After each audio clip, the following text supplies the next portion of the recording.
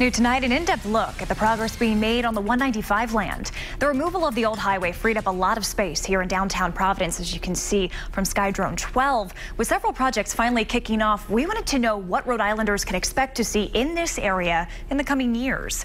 Eyewitness News reporter Kim Kalunian has the details you'll see only on Eyewitness News. Well, the 195 land has been vacant and ready for development for years, and the commission responsible for it has been around for 6. But progress has been off to a slow start. So I went to the head of the commission and asked, what's taking so long? 26 acres of land in Providence where highways used to tower. Now vast green parcels seen by Skydrone 12 from above. Our goal at the commission is really to create jobs. Peter McNally, executive director of the 195 Commission, hopes the land will be completely transformed in the coming years. But progress has been slow. So the commission was created back in 2011. It's now 2017, and we're just now starting to see construction. Why has it taken so long? Real estate just moves at a glacial pace. Even in a market like New York City or in Boston, to do large-scale urban projects, they're multi-year processes. There's currently construction being done to create a green space and pedestrian bridge connecting the Jewelry District and South Water Street. Ground was broken last month on the Wexford Innovation Center, and there are preliminary plans to fill another parcel with apartments and another area with a controversial 46-story residential tower.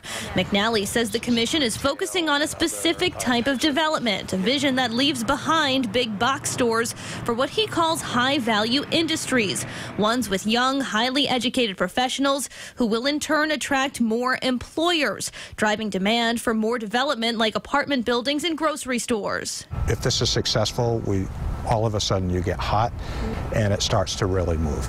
In addition to job creation and economic development, the commission is tasked with generating the money to repay $38 million in taxpayer-backed bonds used to obtain the land. How many parcels have you sold? One parcel, and that's to Wexford.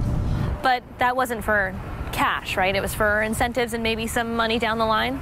That's right. McNally takes an if you build it, they will come approach, saying the new Wexford development will get the ball rolling. The single most important thing that we could do was get that Wexford project done. I really believe that could have a catalyst effect on other development. A catalyst to transform these empty parcels into a new downtown, parks, businesses, residences, and shops until the skyline of Providence is completely reimagined.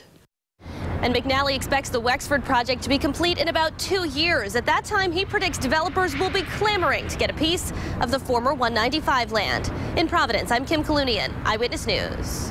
A story you saw only on Eyewitness News, the 195 plan. At 5, we went to the head of the 195 Commission to find out why development has been taking so long on the land where the highway used to stand in Providence. New at 6, Rhode Island Senate President voices his concerns over these delays. Kim Kalunian has the story now you'll see only on Eyewitness News. Well, the chairman of the 195 Commission resigned just last week. Now a new leader nominated by Governor Raimondo. It comes 6 years after the commission was created, their first major development on the land just breaking ground last month. Some critics say it's taking too long. A new heart of the city. That's what the 195 Commission envisions for the former home of the highway, the vast parcels of land currently vacant. I get questions every day from constituents, what's happening down in the 195 district of the city of Providence.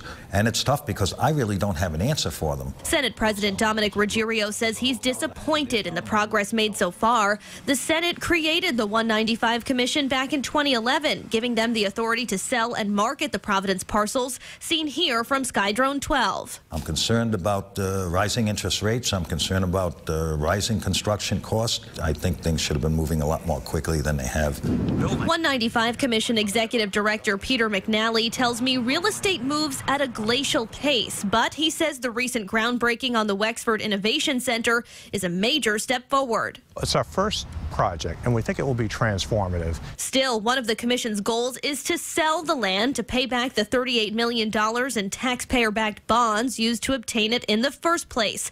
So far, no parcels have sold for cash. State budget documents reviewed by Eyewitness Eyewitness News show the commission owes nearly $4.5 million to pay those bonds next year alone. Are you still on track to get that $4.5 million and pay back that debt? Land prices in any urban location are very volatile.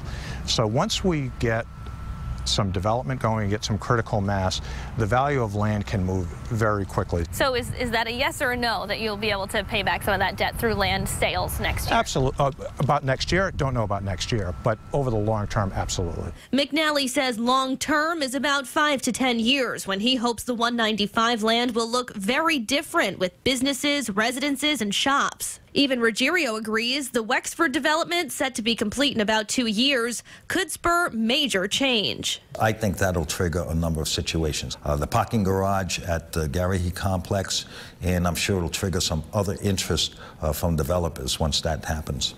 The 195 land was also part of Rhode Island's pitch to Amazon as a potential location for the tech giant's new headquarters. I'm Kim Kalunian, Eyewitness News.